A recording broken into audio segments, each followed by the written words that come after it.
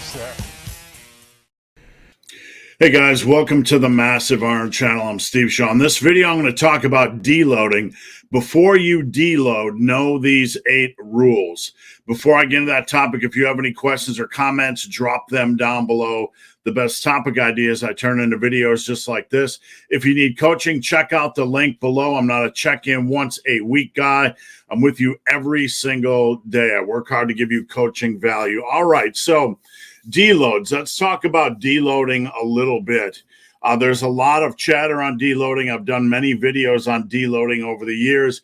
You can go to my main page on YouTube, the search deload, and you get some more information. Now, deloading. Let's talk about it. Should you deload and what you should know before you deload? Now, my buddy Fazlifts, who I've had on this channel many times, tells a story about when he was feeling a little off or maybe plateauing. I don't recall the specifics, no disrespect meant, but he reached out to Dan John, and Dan John basically told him, I think, to deload or whatever every 3 or 4 weeks. And because Faz is in my sphere of influence, right, one of my friends, I get a lot of questions about deloading. First thing before I get into these rules is I want you to understand, before you deload, you need to understand these rules of engagement, when to take general time away from the gym, what is acceptable. Before you start planning deloads,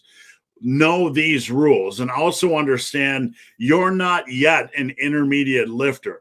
If most of us are still grinding, most of you guys are still grinding to the intermediate level. So before you have to worry about planning deloads like Faz, because Faz was more of a, intermediate, late intermediate type of lifter with plenty of muscle and strength already, you need to know these rules. All right. Before you deload, know the general rules of when to take time off. Let me reduce my ugly head here. Know the general rules of when to take time off. Rule number 1, take time off when you're sick. So we need to understand these rules because they're important. They're going to take us away from the gym each year. Okay, they're going to take us away from the gym, and we have to plan for that. We need to understand that this is when we need to take time away. Rule number 1, take time off when you're sick. Don't go to the gym when you're sick. Your immune system is down. Your immune system is lowered. Rest, relax, maybe eat a little bit more. Listen to your body. If you want to eat, eat. If you don't want to eat, don't eat. Make sure you stay hydrated, getting in your electrolytes, and don't push your immune system. Don't lower your immune system by going out and working out when you're already in a depleted or negative state. By weakening your immune system, you could open the door to something worse. So rule number 1, when you're sick, take time away from the gym. I will add to this, when you start to feel better after an illness, the next day, don't just rush to the gym. Take that day and get hydrated, get in your electrolytes, your sodium and potassium, and maybe eat a little bit more carbs, simple and complex. Give yourself that extra day and then go the following day. All right. Rule number 2, take time off for special occasions. Your birthday, Christmas, Thanksgiving, whatever you got going on, Valentine's Day, you're going out with your special someone. Take time off from the gym if it makes sense. I'm not trying to force you guys to take time off from the gym, but on these occasion days, these special occasions where it makes sense, don't feel pressure to go to the gym. Go out and celebrate life. Eat a little bit more than normal, drink a little bit more normal, whatever your thing is, but take time off for special occasions. Don't be the guy that feels like he has to go work out on Christmas. You can certainly do that depending on your circumstances, but always look at your calendar and say, what days am I going to take off? This can include holidays and vacations, etc. All right, rule number 3, take an extra 1 to 2 days off when you feel you need a mental break. So you're going along, you're training hard. Training can be mentally hard as well as physically hard. So know that there's going to be a couple times during the year where you need a mental break, and that is okay. You're grinding away in the gym, you're hammering away, and maybe you just feel kind of flat for whatever reason. Maybe it's life stress, maybe it's work stress, school stress, relationship stress, or maybe you just want to sit on the couch for no reason for 2 days and play video games or have a Netflix binge. That is okay.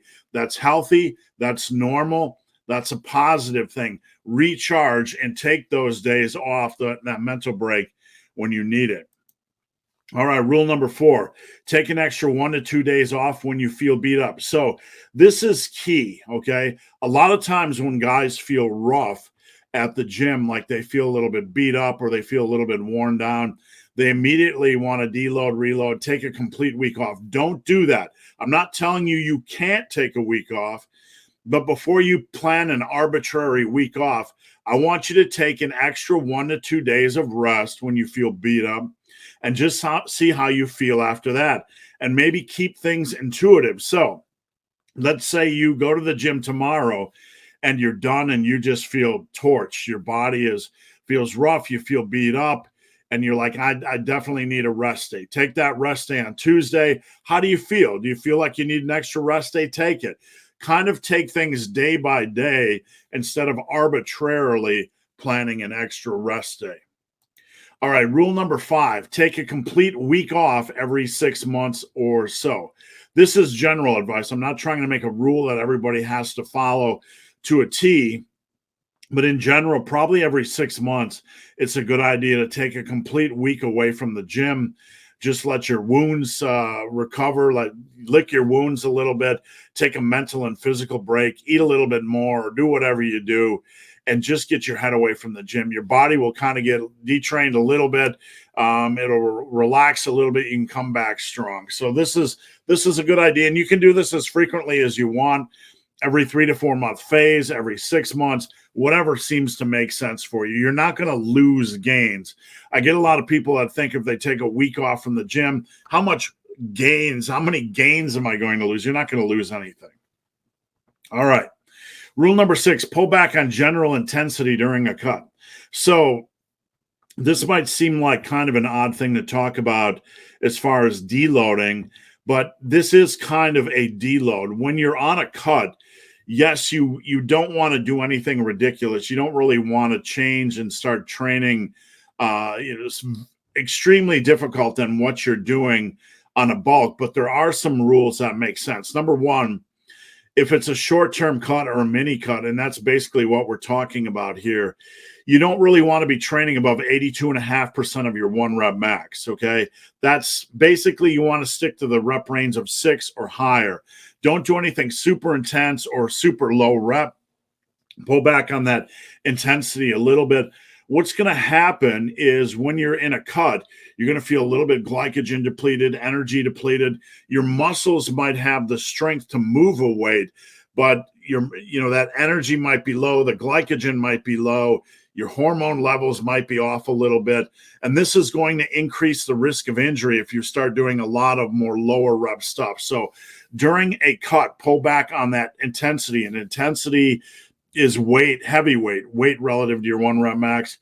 I also add this on a cut. When it comes to progression, people ask me, should I progress on a cut?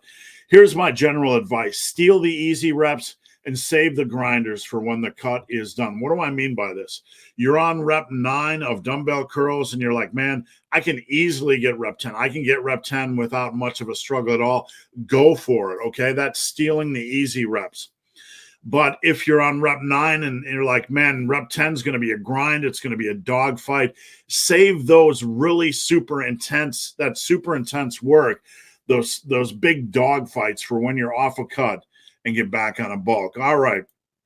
Rule number 7, enjoy vacation. You can stay active, but you can relax the training.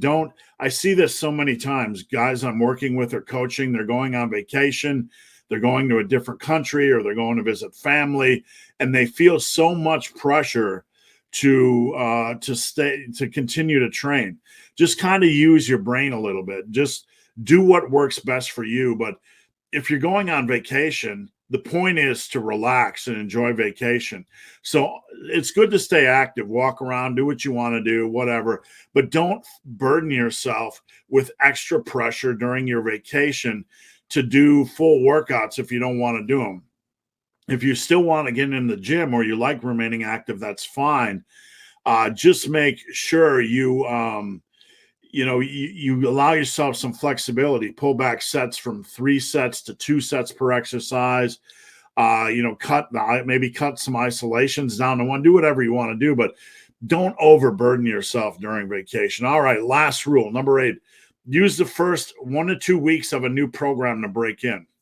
So I call this a phase. When you start a new program, let's say you finish a mini cut or you're going to be starting a new program, understand that the first 1 to 2 weeks of this program are going to be kind of a break-in period. You're going to get used to the demands of the program, and you're not going to be generally running at full speed where you're pushing for progression out of the gate. You could be, depending on the program, but understand that there's a good chance the first 1 to 2 weeks when you jump in a new program, there's going to be some adjustments. It's not going to be as super intense. So if you look at all of these rules, and why are they important? What's the point in all this? The point in all this is to understand that without deloading, before we deload, there's going to be times that we have to take time away from the gym. We don't want to take too much time away from the gym, but we want to balance our lifestyle and remain healthy mentally and physically. So take a look at your calendar. Understand to take time off when you're sick, to take time off. Look at your calendar, see what special occasions you want to take time off for. Understand it's okay to take an extra day or 2 of rest when you need a mental or physical break. Take a day of rest off every 4 to 6, or week of rest every 4 to 6 weeks. Pull back on intensity during a cut. Enjoy your vacations, and understand that when you begin a program, there's going to be a break-in period. So guys, hope this video has been of some help. If you have any questions or comments, drop them down below. If you made it this far in this video and have yet to subscribe to my channel, please do. I'd appreciate the support. So guys, as always, thanks for watching. Have a great day.